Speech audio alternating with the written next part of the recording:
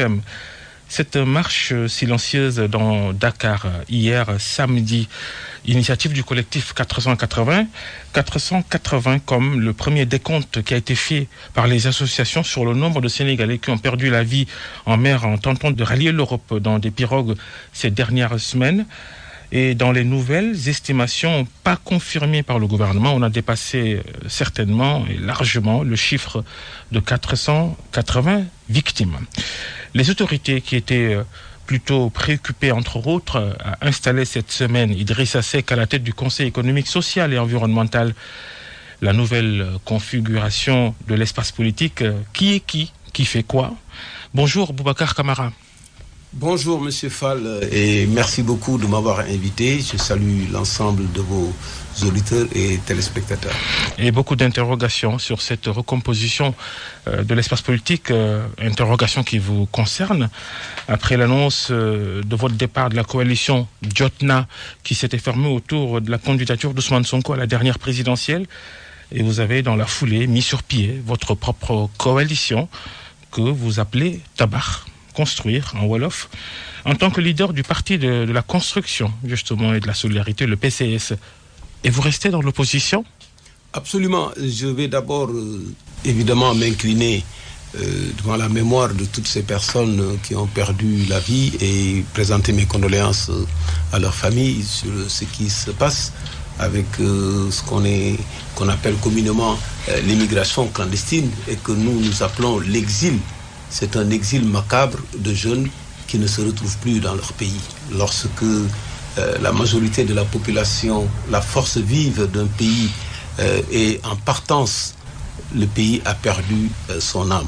Et voilà la gravité de la situation. En quittant le Sénégal il y a plus d'un mois, j'avais laissé ici deux grands soucis.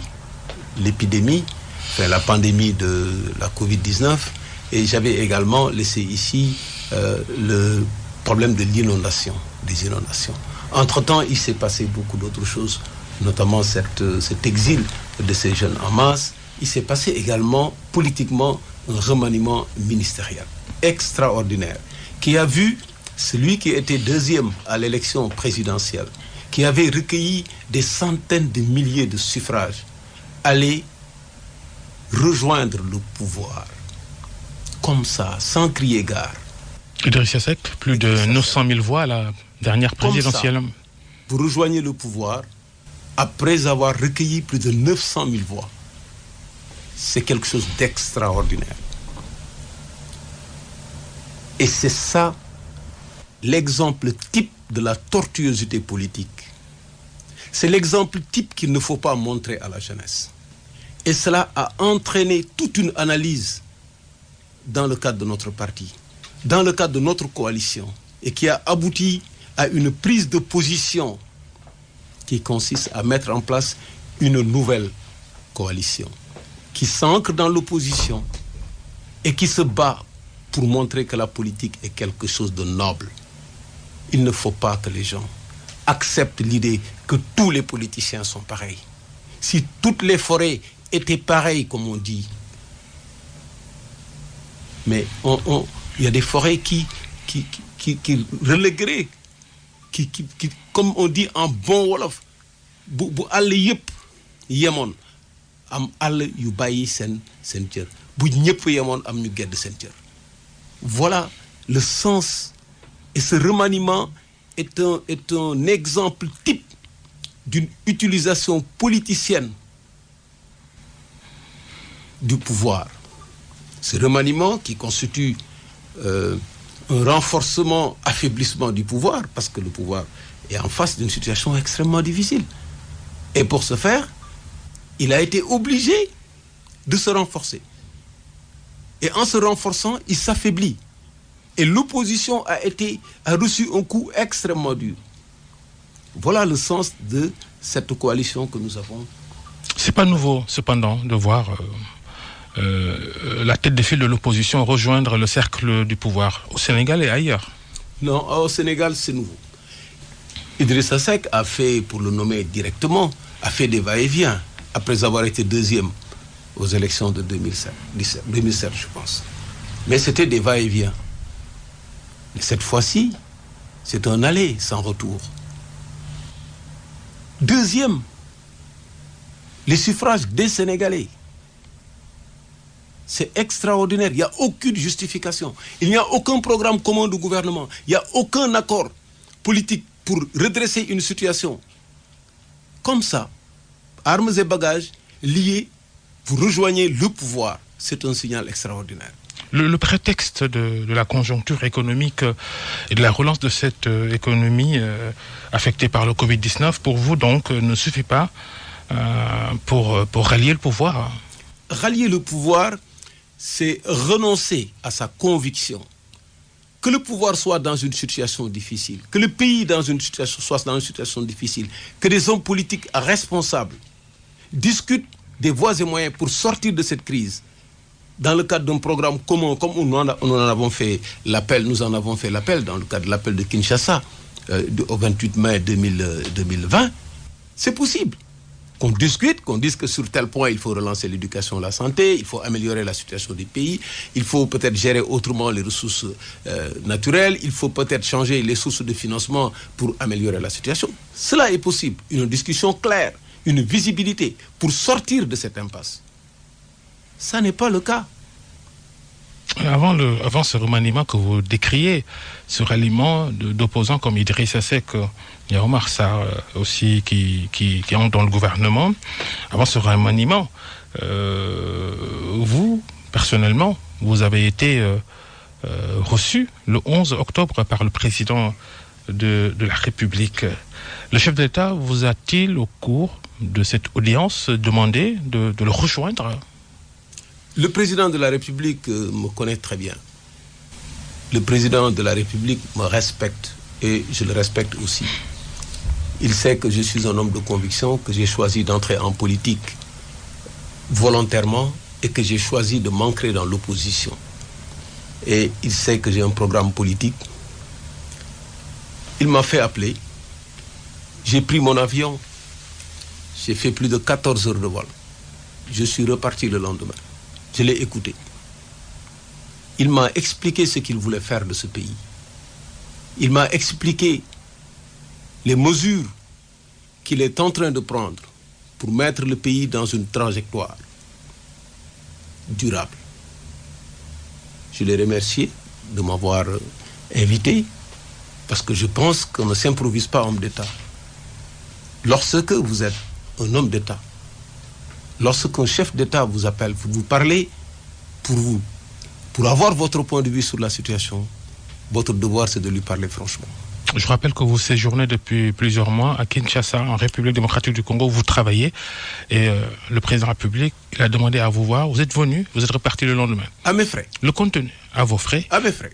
Attendez, je ne travaille pas seulement dans ce pays. Délivrez-nous tout le contenu de vos échanges. Je travaille dans beaucoup de pays.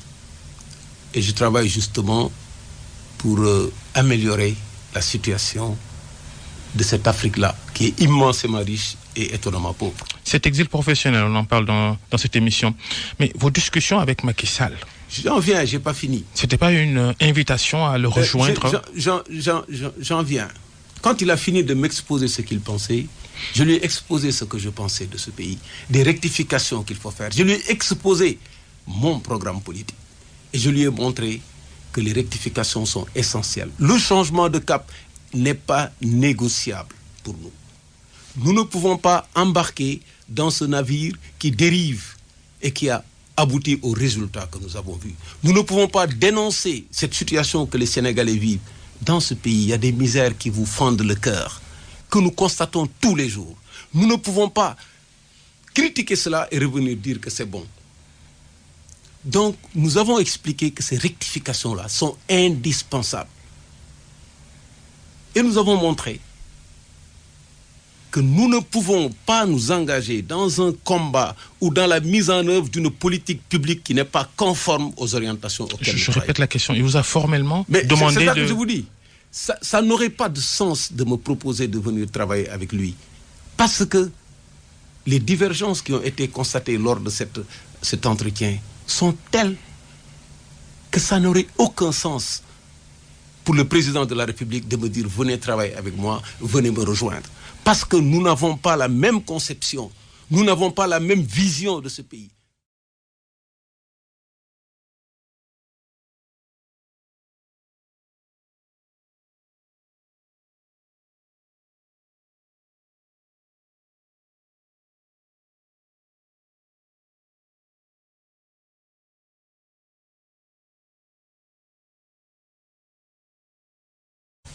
Ceux qui ne me connaissent surtout pas, je le comprends parfaitement, parce qu'on aura tout vu dans ce pays. Mais ceux qui me connaissent et qui savent exactement à ce niveau de conception d'un programme cohérent, ceux-là ne doutent pas de notre engagement politique. Oui, estimez-vous avoir été transparent dans votre démarche? Vous rencontrez le président de la République à l'insu de l'opinion. C'était le 11 octobre. Vous pensez que j'ai pris l'engagement de dire à l'opinion... Il a fallu que le journaliste Adama Gaye sur Facebook révèle justement l'existence de cette audience. Je n'ai jamais pris l'engagement et je ne prendrai jamais l'engagement en tant qu'homme d'État d'annoncer mes audiences avec le président. Ah, quand on est je n'ai jamais pris l'engagement. Je termine. Quand on est une figure de l'opposition, qu'on rencontre le président de la République, justement, ça va être porté à la connaissance du grand public. Cela dépend. Je n'ai jamais pris l'engagement, au sortir d'une audience avec le président, de faire une conférence de presse ou de dire exactement le contenu de nos entretiens. Non. C'est à nous, quand je dis nous, notre parti, nos alliés, d'apprécier l'opportunité d'en parler ou de ne pas en parler. Je ne pense pas qu'à la veille d'un remaniement ministériel, ça rend obscur la démarche. Rien n'est obscur. Vous savez, nous, notre parcours parle pour nous. Notre parcours n'a pas un seul grain d'obscurité. Donc, notre parcours parle pour nous. Si nous décidons de ne pas garder... Est-ce que ce n'est pas parce que vous étiez dans des négociations avec Macky Sall qu'il vous a peut-être fait des propositions qui ne vous agréent pas? Non, il ne m'a fait aucune proposition, je vous l'ai dit. Les faits sont sacrés. Le président Macky Sall ne m'a fait aucune proposition. Il a expliqué sa vision. Je lui ai expliqué ma vision dans un climat... Si le journaliste Adama Gaye n'avait pas révélé cette audience, vous ne l'auriez jamais... Non, ne dites pas ça. Ce qu'on a dit, nous, avant de partir à cette audience, nous avons parlé à notre parti, nous avons parlé à nos alliés politiques. Ce n'est pas notre parti qui était en audience, c'était le président d'honneur du parti, Boubacar Camara, qui était en audience. Quand on a fini de parler avec le président, nous avons rendu compte à nos alliés, nous avons rendu compte à notre bureau politique qui a décidé... Le bureau politique qui a décidé de ne pas parler de cette audience pour éviter des spéculations à la veille d'un remaniement. Quand on a une philosophie de la transparence et de la vérité, on ne fait pas des rencontres. Il n'y avait pas de quoi fouetter on ne fait pas des rencontres avec le président public derrière des portes closes, loin des caméras. Toutes les rencontres se font derrière des portes closes. Cette rencontre n'était pas faite, filmée. Le président vous appelle, demande votre avis. Vous donnez votre avis. Nous ne pensons pas que c'était opportun de venir dire que le président nous a rencontrés. C'est ouvrir la voie à toutes les spéculations à la veille d'un remaniement, qui a eu lieu d'ailleurs le 1er novembre. Et dans ce remaniement, vous n'avez pas vu Boubacar Camara. Plus de 15 jours avant, vous avez eu cette audience avec le président public. Ça veut dire que ça n'a aucune importance. Aucune importance par rapport à notre schéma politique. C'est pour ça qu'on n'a pas cru nécessaire d'en parler. S'il y avait des propositions, s'il y avait des points importants qui ont un impact sur notre vie politique, on en aurait parlé. Mais ça n'a aucune importance que le président nous appelle, nous demande notre avis, qu'on explique notre avis. Ce n'est pas une raison. Le jour où ce sera nécessaire de le faire, le jour où on rencontrera le président, et s'il me rappelle demain, je vais aller le rejoindre pour parler avec lui. Et lorsque ce sera nécessaire de rendre compte à l'opinion, je le ferai. Nous avons estimé que ce n'était pas nécessaire de rendre compte à l'opinion. Nous n'avons pas rendu compte à l'opinion. Vous l'avez alors fait sur le dos de l'opinion et de vos militants. Le dos de l'opinion, tu sais, nous ne subissons pas la dictature de l'opinion. Nous sommes des hommes politiques, nous sommes des leaders conscients, nous connaissons notre devoir, nous connaissons notre engagement. Nous ne c'est pas parce que les gens ou certains pensent pouvoir utiliser cet événement. D'ailleurs, au lendemain de notre sortie de Djordna, parce que ce qu'ils avaient dit, c'est dit si on est sorti de Djordna, c'est parce qu'on a rencontré le président qui nous a dit de sortir de Djordna.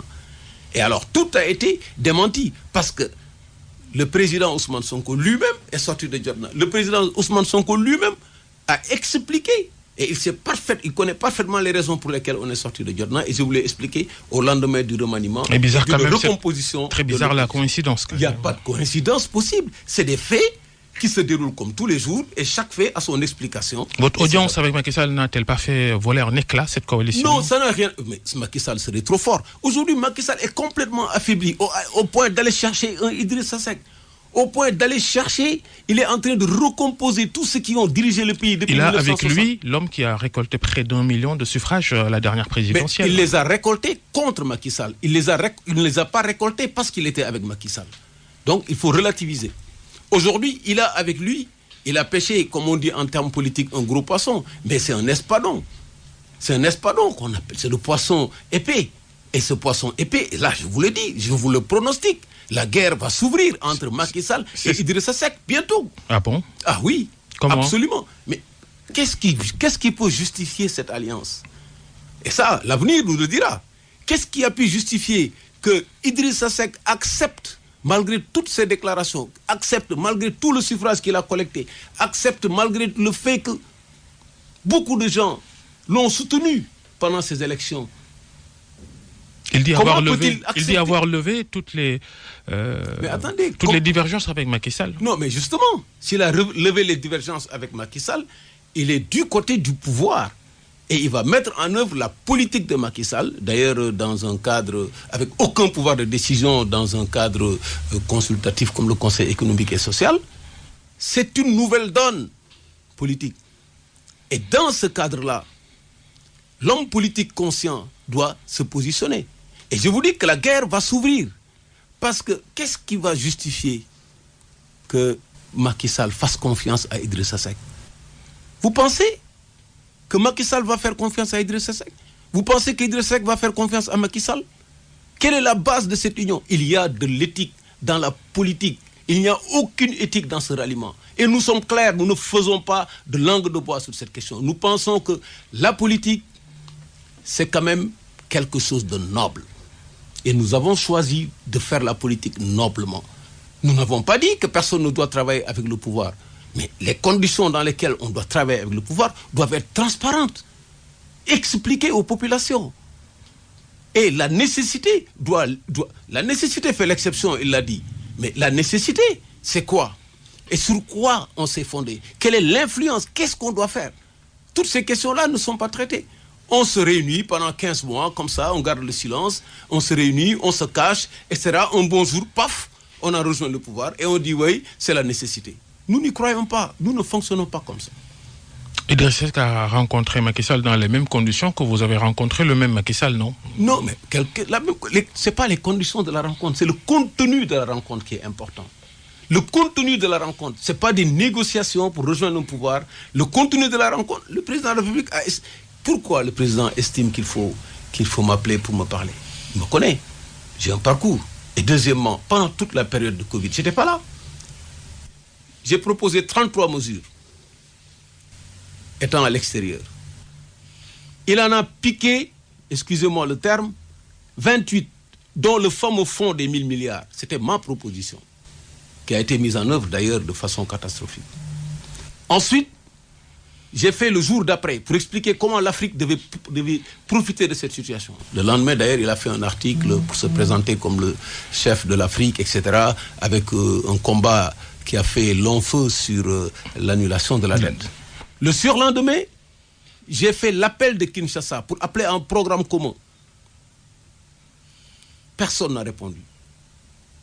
Par la suite, j'ai fait Toumbi 19 avec 19 mesures pour la relance économique. En juin, lui, il avait déjà annoncé une relance économique qui n'est venue qu'en septembre. Et cette relance économique-là reste dans les mêmes dispositions.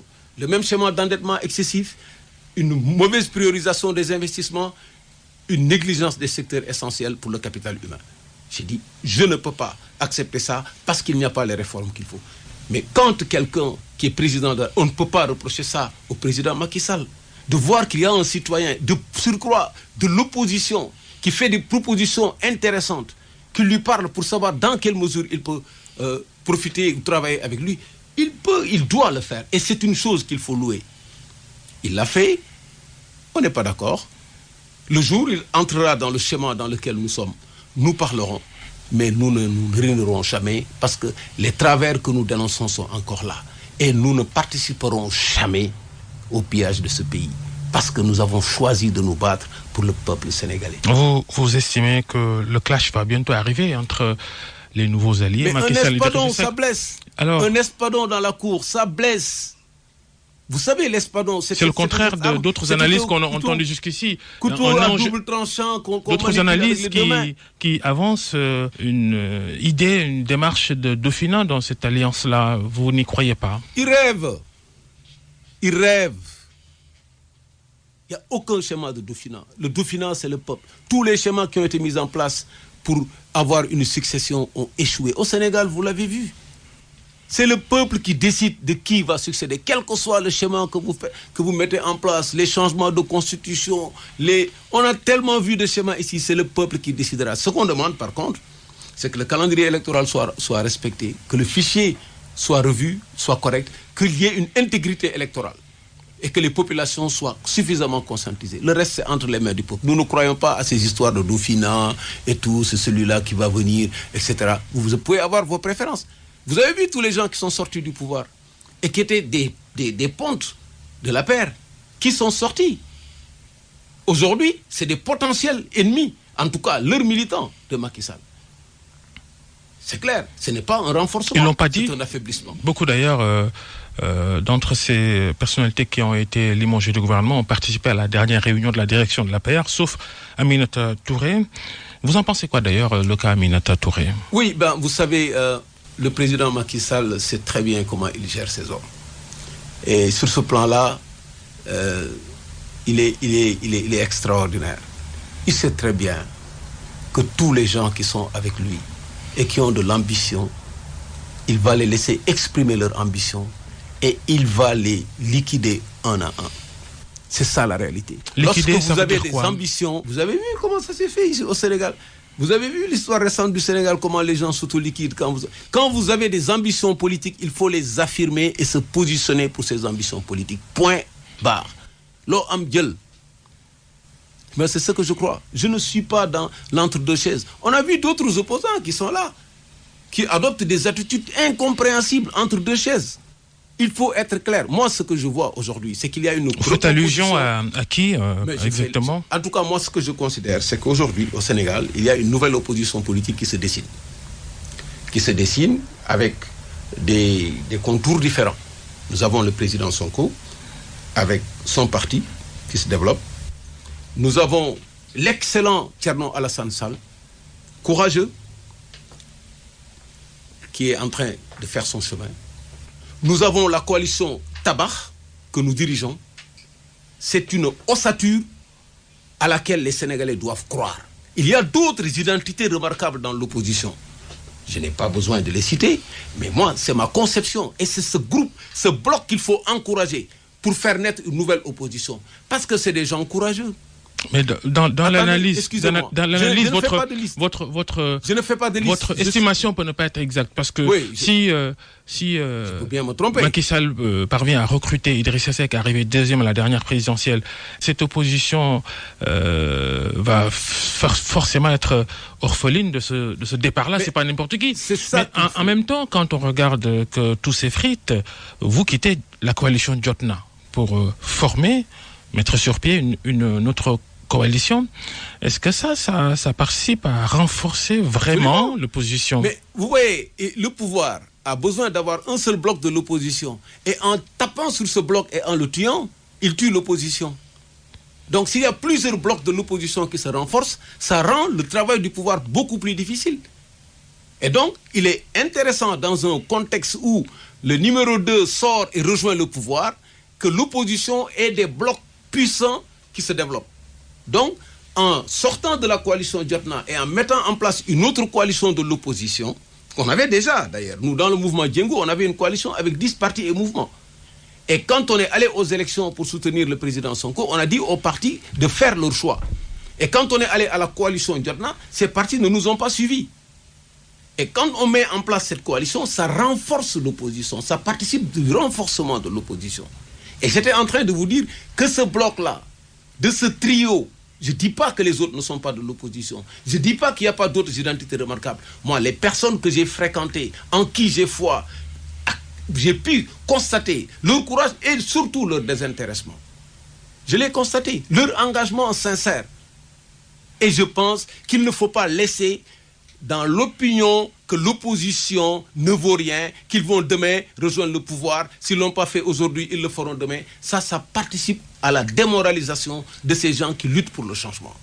Il ne faut pas accepter ça. Il ne faut absolument pas accepter qu'un président de la République, fût-il Macky Sall ou un autre, est capable de venir réduire l'opposition à sa plus simple expression. Aujourd'hui, c'est le pouvoir qui est réduit à sa plus simple expression parce que c'est un pouvoir de figuration. On a des gens qui sont là, qui n'ont aucun intérêt commun. Et on va voir la dualité qu'on a eue entre Wade et Idi. On va la voir bientôt entre Macky Sall et Idrissa Seck. Et on va encore perdre du temps. Il ne faut pas l'accepter. Nous ne l'accepterons pas. Toute cette campagne qui est menée pour dire que oui, tous les opposants, ils vont rejoindre Macky Sall. Non, non et non. Vous avez été annoncé aux côtés de Macky Sall. Qui est maintenant le chef de l'opposition, Boubacar Camara? Alors, vous avez vu, lorsque Idrissa Seck, je reviens à lui, il a dit que le président Macky Sall m'a dit de laisser tomber cette histoire du chef de l'opposition. Ça veut dire quoi? Ça veut dire que c'était un schéma mis en place dans lequel il était prévu pour être chef de l'opposition, ce qui était complètement insensé. Nous l'avons combattu. Nous avons dit que le texte de la Constitution devait être complété. Il est dit également que celui qui arrive deuxième à la présidentielle... Non, je vous dis, il n'y a pas de loi organique. Il n'y en a pas encore. Il n'y en a pas encore qui fixe les conditions dans lesquelles on doit désigner le chef de l'opposition. Et la tendance était de désigner... Non, ce n'était pas un problème de tendance, c'était une manipulation parce qu'on avait promis ce poste-là à Idrissa Seck. Il l'a avoué en disant que le président lui a dit de laisser tomber. Donc il fallait d'abord une loi organique. Et cette loi organique n'est pas rétroactive. C'est à partir de cette loi qu'on va voir la prochaine élection. Donc on ne pouvait pas désigner le chef de l'opposition sur la base des élections passées. Surtout que c'était des élections complètement sabotées. Donc c'était une manipulation politique. Aujourd'hui, la question n'est pas de savoir qui est le chef de l'opposition. Lorsqu'on aura un texte sur le chef de l'opposition, aux prochaines élections, on décidera qui est le chef de l'opposition. Donc ça veut dire que, justement, aujourd'hui, les choses sont en train de se clarifier au Sénégal.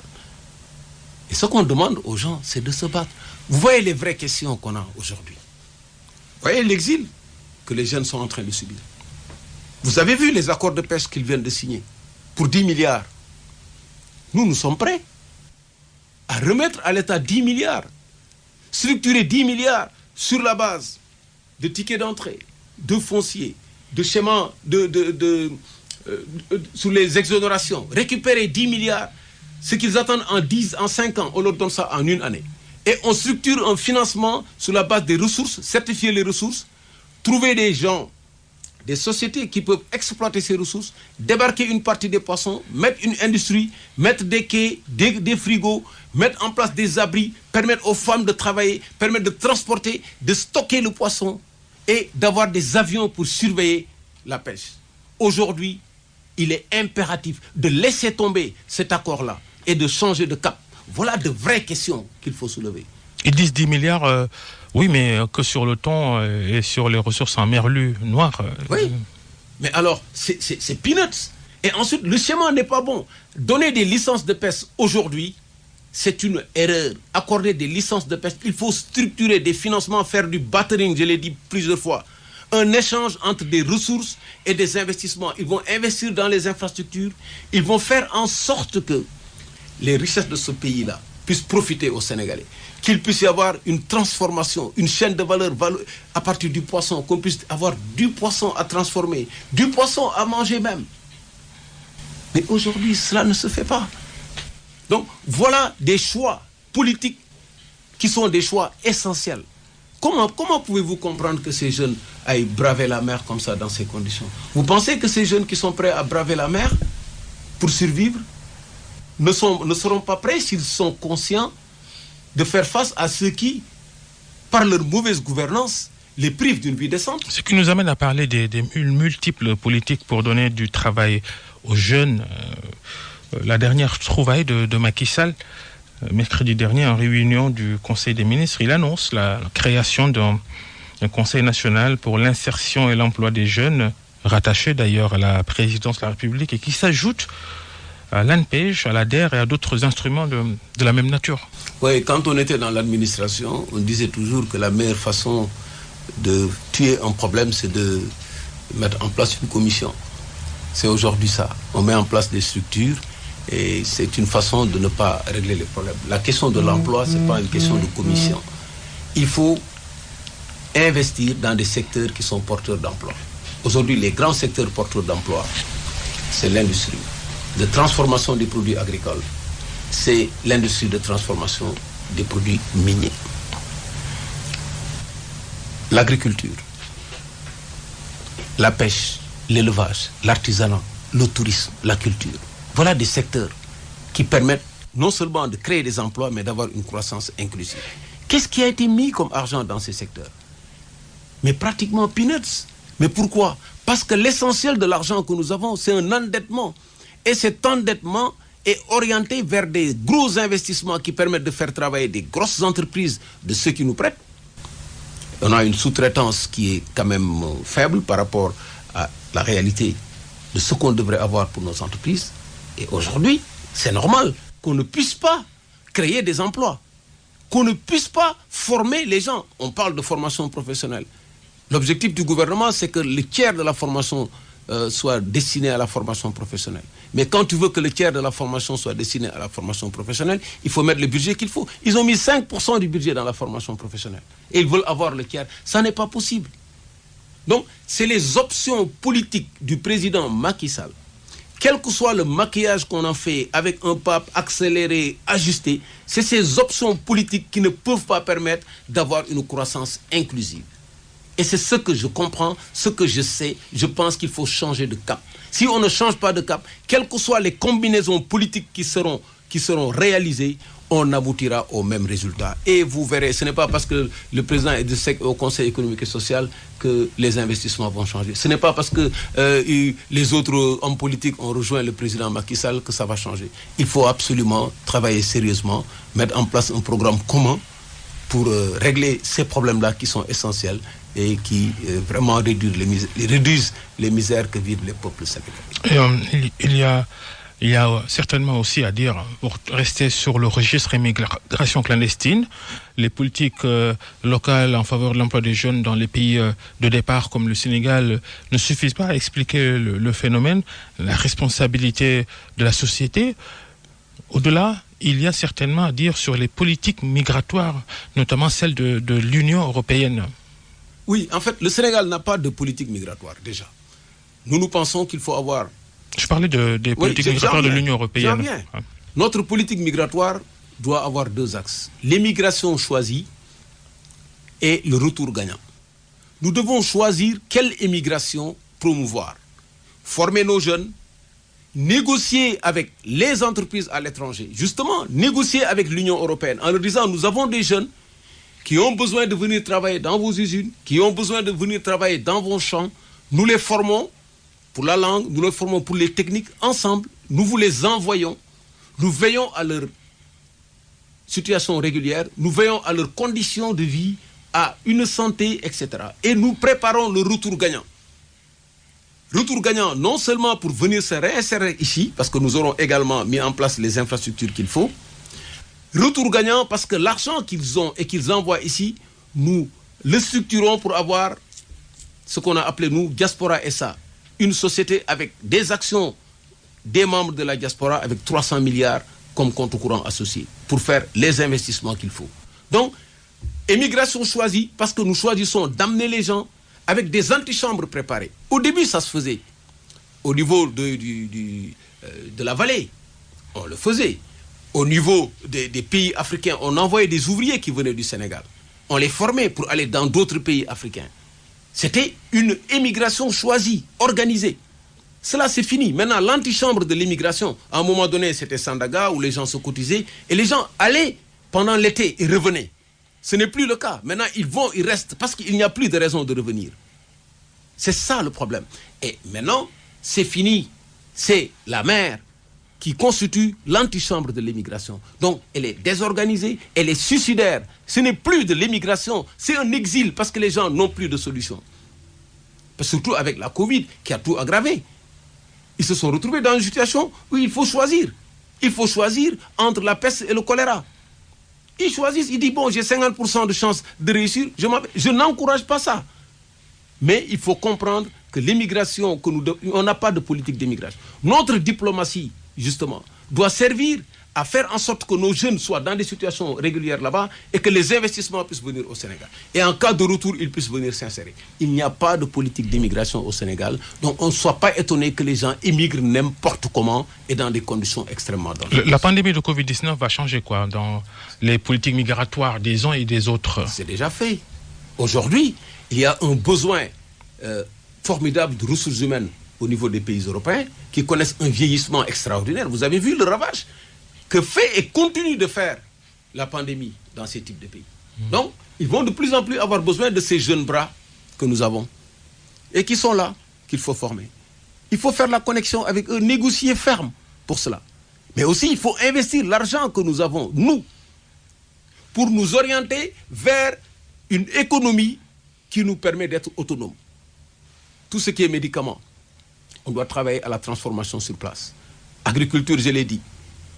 Il faut pouvoir transformer, vendre. Aujourd'hui, on vient de fixer le prix de l'arachide à 250 francs. Somme modique.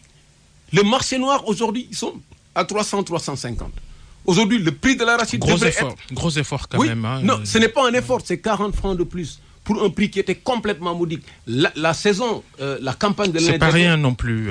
La campagne de l'année dernière l'a montré. Les Chinois sont venus acheter à des montants extrêmement élevés, plus élevés que ça. Donc, il ne faut pas se contenter de ce qu'on nous dit. La réalité, c'est qu'aujourd'hui, le gouvernement a perdu le contrôle de ce pays. Les politiques publiques qu'ils mettent en œuvre, qu'ils maquillent en faisant des discours, ne permettent pas de changer la situation que nous vivons tous les jours. Il faut l'accepter et changer de cap. Le président de la République a reçu cette semaine le président de l'Assemblée nationale et deux députés qui lui remettaient le rapport de la mission d'information sur le programme décennal de lutte contre les inondations. Assez inédit d'ailleurs. Pour certains, la séparation des pouvoirs a pris un sacré coup quand le président de l'Assemblée nationale se déplace à la présidence de la République pour remettre un rapport. Peut-être vous avez votre commentaire là-dessus. Mais justement, les inondations, quel est le schéma que votre parti propose? Alors, sur les inondations, déjà, ça c'était une façon, juste cette commission, c'était une façon de contourner la commission d'enquête. Parce que si le président déclare qu'ils ont mis 750 milliards dans les inondations et qu'on se retrouve dans des situations, même s'il y avait des pluies exceptionnelles, il faut le reconnaître cette année, et c'est ça qui a aggravé la situation. Mais aujourd'hui, il faut qu'on puisse accueillir les eaux pluviales, les eaux de ruissellement. Il faut pouvoir les accueillir, les drainer. Les investissements qu'il faut faire pour les drainer, ce n'est pas avec le budget de l'État qu'il faut le faire. Il faut des moyens de trouver, il faut trouver l'argent qui permet de le faire à partir de toutes ces dépenses fiscales qu'on récupère, à partir de cette sous-traitance qu'on fait avec des privés sénégalais associés à des étrangers, à qui on donne la possibilité de le faire. Et ensuite, il faut que, dans le cadre des inondations, qu'on puisse préparer justement l'implantation des habitats. Aujourd'hui, les gens construisent n'importe où et n'importe comment. Il n'y a aucune surveillance.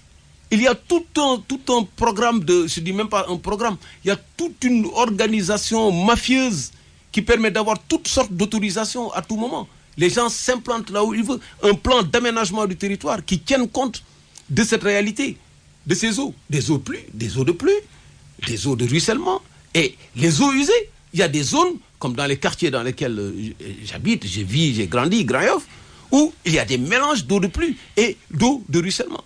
Ou même les populations, l'utilisation des ordures, les ordures qui sont jetées n'importe où. Il y a tout un schéma à réorganiser. Ce qui fait que quand il y a une inondation, mais ça se reflète et ça donne des résultats que nous avons. Aujourd'hui, ils ont commencé à mettre en place ce plan en 2012, mais après ils ont arrêté. Il a arrêté de pleuvoir, ils ont arrêté. Et après, la pluie a repris, et voilà la situation.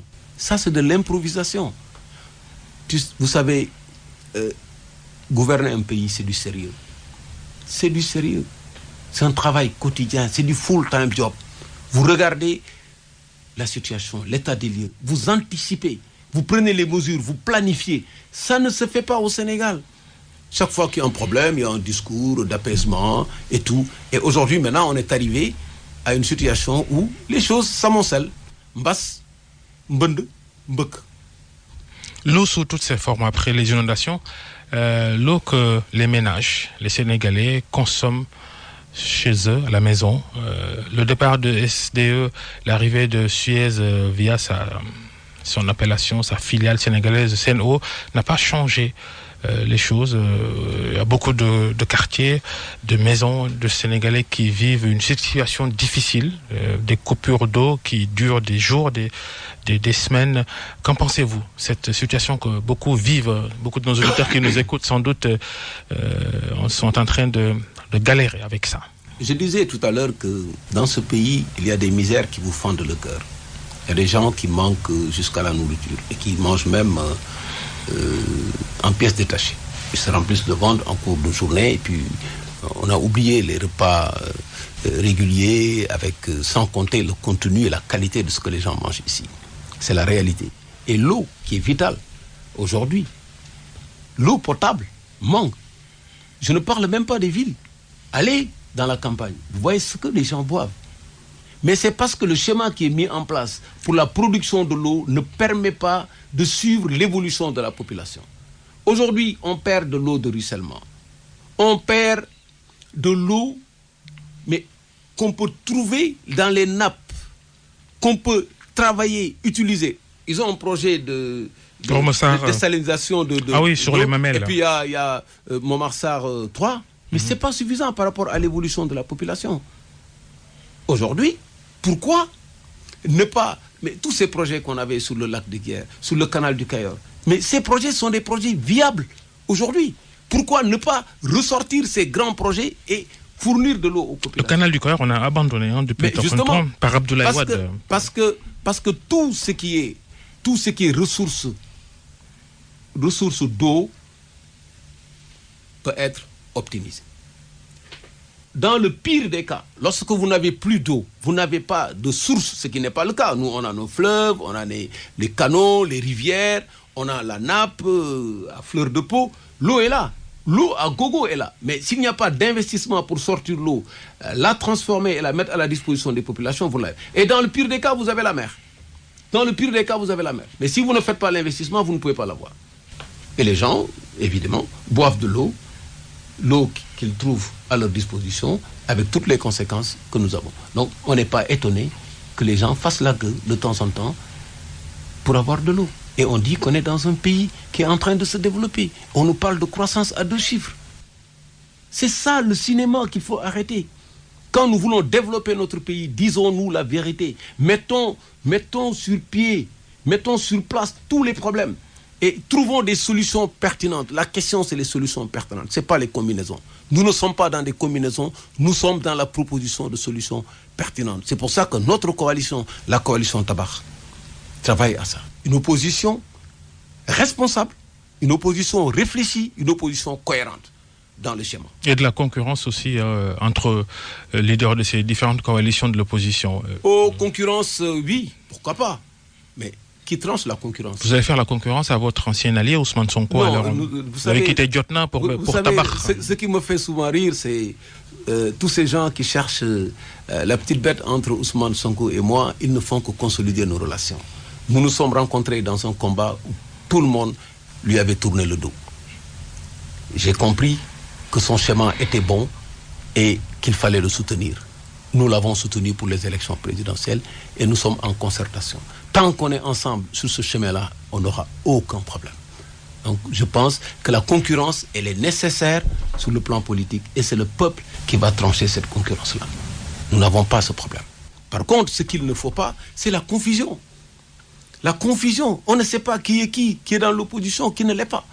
C'est ça. On ne peut pas nous expliquer. Il faut qu'ils arrêtent d'essayer de nous expliquer qu'ils ont rejoint le pouvoir et parce que c'est normal, parce qu'il y a la Covid, etc. Attends, soyons sérieux, quoi. Vous travaillez, Boubacar Camara, vous travaillez depuis plusieurs mois à Kinshasa, donc en RDC, une sorte d'exil professionnel pour un homme politique qui a les ambitions que vous avez. Alors non, ce n'est pas un exil. Moi, pouvez-vous travailler de loin pour... Non, je ne travaille pas de loin. Attendez, il faut... Moi, je suis un... Faire de la politique de loin. Non, moi, je suis un consultant international.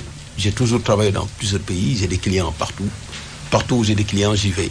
Je travaille, je répartis mon temps en fonction des engagements que j'ai pris. La politique n'est pas un métier pour moi, premièrement. Deuxièmement, je ne suis pas chef de parti.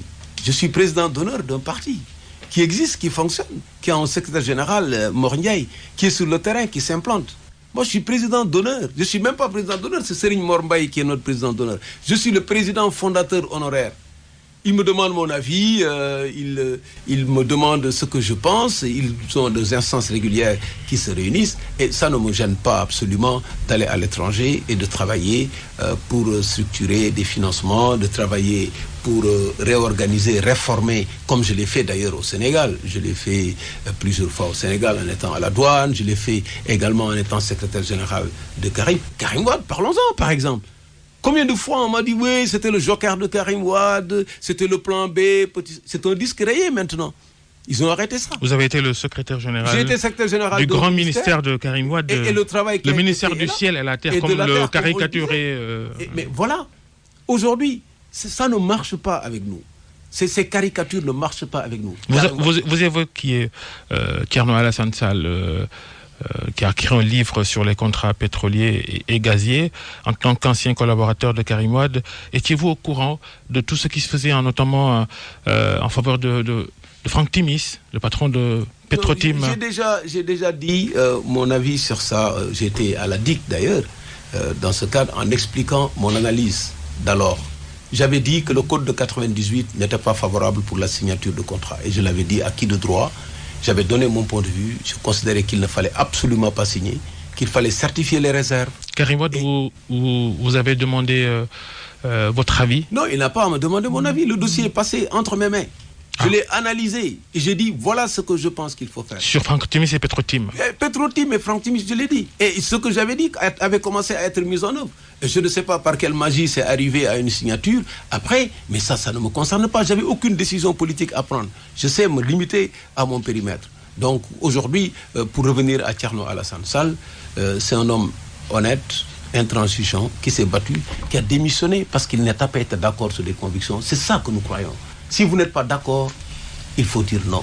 Mais quand vous dites oui, parce que vous n'avez pas le choix, parce que vous êtes contraint, parce que vous pensez à votre poche, il y a un problème d'éthique politique. Et c'est ça que nous reprochons à tous ces gens qui rejoignent le pouvoir parce que simplement, ils veulent rejoindre le pouvoir. Il n'y a pas de justification. Il faut rendre la politique plus noble que ce qu'on voit aujourd'hui. Merci Boubacar Camara d'être passé devant le grand jury. Vous êtes le président fondateur honoraire du PCS, Parti de la Construction et de la Solidarité, qui a mis en place une nouvelle coalition dans l'opposition, la coalition Tabac. Vous êtes ancien directeur général des douanes sénégalaises, inspecteur général d'État, IGE. Vous avez pris votre retraite à l'IGE pour plus peut-être de liberté professionnelle et politique. Merci à tous de nous avoir suivis. C'était le grand jury. Rendez-vous la semaine prochaine. Merci à Yéya et Abdou à la régie, à Magui aussi pour le digital. Bonne fin de semaine à tous. Merci beaucoup à vous aussi.